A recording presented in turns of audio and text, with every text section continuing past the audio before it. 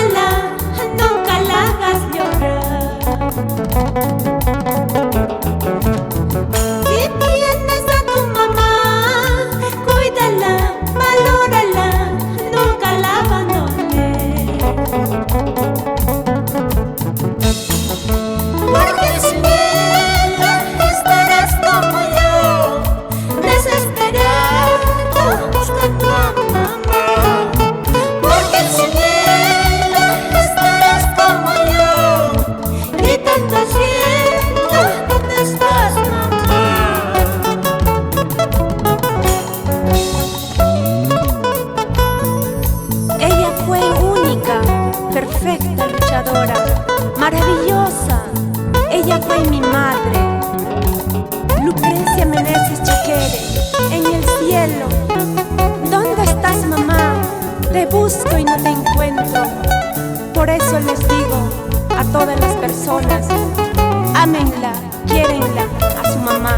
No estén como yo, llorando, buscando a mamá. Saludos a Jacqueline Bustinza, Rancito Alejandro, por Ayacucho.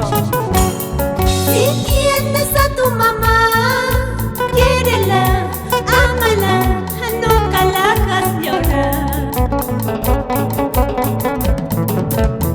Si tienes a tu mamá, cuídala, valórala, nunca la abandones.